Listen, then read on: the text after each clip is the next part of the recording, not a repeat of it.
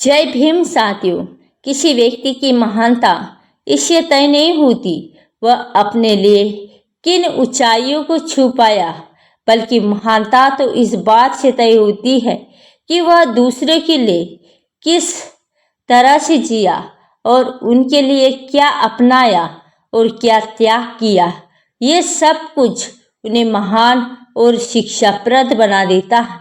ऐसे ही थे बाबा साहेब डॉक्टर भीमराव अंबेडकर, जिन्होंने अपने जीवन में जातिवाद का दंश झेलते हुए उच्च शिक्षा हासिल की, लेकिन उनके बाद उन्होंने अपना पूरा जीवन पिछड़े और वंचित तबके के उत्थान के लिए लगा दिया। और डॉक्टर बाबा साहेब आम्बेडकर को मानने वाले ये भगवान का दर्जा नहीं देते। डॉक्टर बाबा साहेब आम्बेडकर अपने आप में एक प्रेरणा है। भीमराव रामजी आम्बेडकर का जन्म 14 अप्रैल 1891 में रामजी सकपाल की 14वीं संतान और अंतिम संतान थे। उनका परिवार महाराष्ट्र रत्नागिरी जिले के आम्बेडकर गांव से रहने वाले मराठी मूल का था। वैसे तो उनके पिताजी की नौकरी की वजह से वह बहुत ही गरीब परिवार के नहीं थे, लेकिन अछूत माने जाने वाली हिंदू महार जाति से होने के बावजूद उन्हें बचपन में ही भेदभाव और सामाजिक प्रतिरोध का सामना करना पड़ा था। और आम्बेडकर पढ़ाई में बहुत कुशाग्र और बुद्धिमान थे।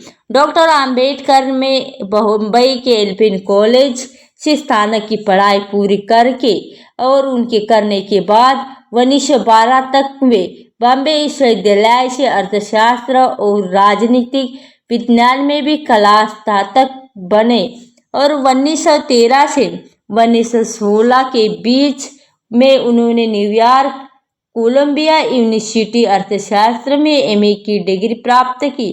फिर London school of the economics में उन्होंने अपने डॉक्टरेट की उपाधि हासिल की।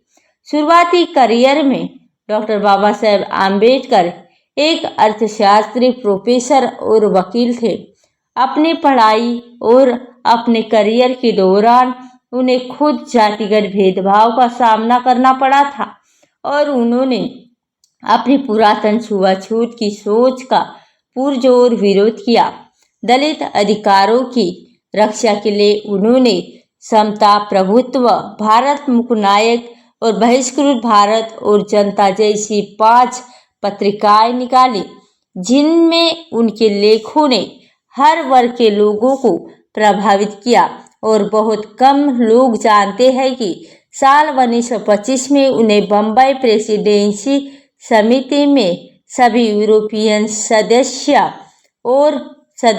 वाले साइमन कमीशन में काम करने के लिए नियुक्त किया गया। और इस आयोग में डॉक्टर बाबा साहेब आम्बेडकर विरोध प्रदर्शन इस आधार पर हुए कि इनमें कोई भारतीय नहीं था, लेकिन डॉक्टर बाबा साहेब आम्बेडकर ने अपनी तरफ से कई संवैधानिक सुधारों के लिए सिफारिशें भेजी थी और अमेरिका और लंदन से कार्य किए। और उन्होंने सार्वजनिक आंदोलन, सत्याग्रह और जुलूस के जरिए पेयजल के सार्वजनिक संसाधन समाज के सभी वर्गों के लिए खुलवाने प्रयास किए। उन्होंने अछूतों को भी हिंदू मंदिरों में प्रवेश करने का अधिकार दिलाने के लिए कड़ा संघर्ष किया।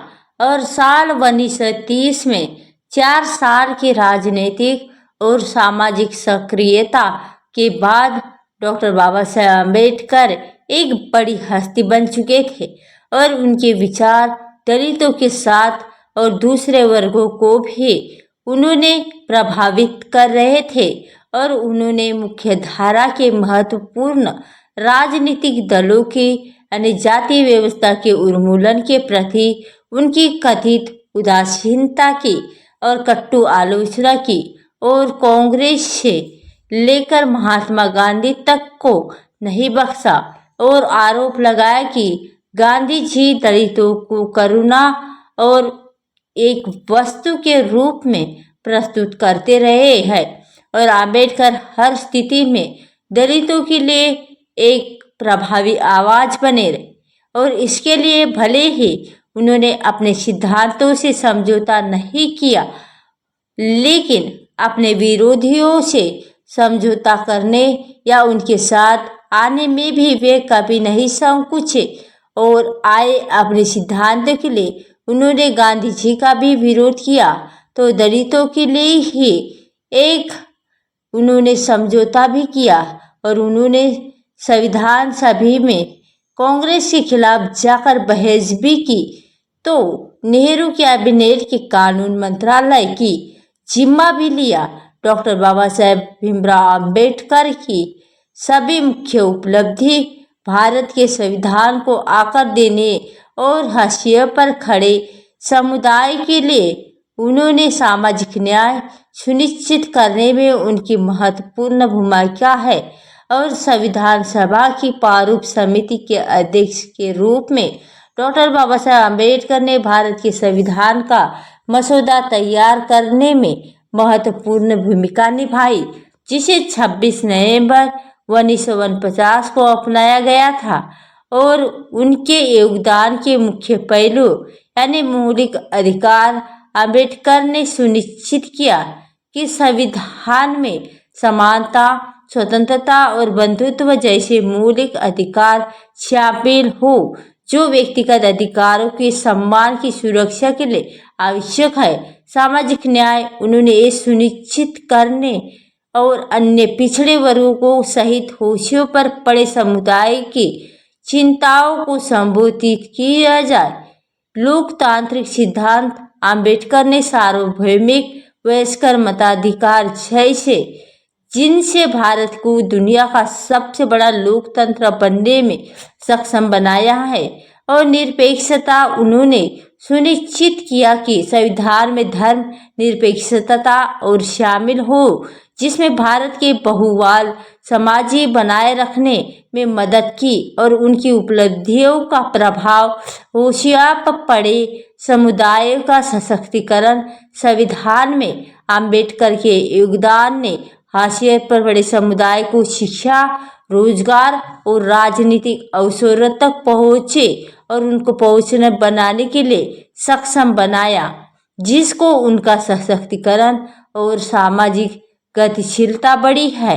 मैं अछूतों के लिए अम्बेडकर के काम या उनके जीवन पर उनके प्रभाव के लिए किसी पहलू पर शिक्षा दलितों के सशक्तिकरण कुंजी है और उन्होंने ये सुनिश्चित करने के लिए काम किया और उन्हें उच्च शिक्षा सहित शिक्षा तक पहुँचे और मिले उनके रोजगार तक। तभी अम्बेडकर ने सरकारी सेवाओं सहित रोजगार के अवसरों तक दलितों के सम्मान पहुँचे और समान अधिकार के लिए लड़ाई लड़ी। आर्थिक सशक्तिकरण, भूमि सुधार उन्होंने भूमि सुधार की भी वकालत की, जिसमें दलितों को भूमि का मालिक बनने और आर्थिक रूप में आत्मनिर्भर बनने से मदद मिलेगी। विस्तार से बताऊं तो कमेंट करके जरूर बताइए। और दोस्तों, आज के इस वीडियो में बस इतना ही। इस चैनल पर मैं सिर्फ बाबा साहेब आम्बेडकर के जीवन से जुड़ी छोटी बड़ी जानकारी लेकर आती हूँ। दोस्तों, वीडियो अच्छा लगा तो वीडियो को लाइक, कमेंट, शेयर अवश्य करें और नीचे कमेंट बॉक्स में जय भीम, जय भारत अवश्य लिखें।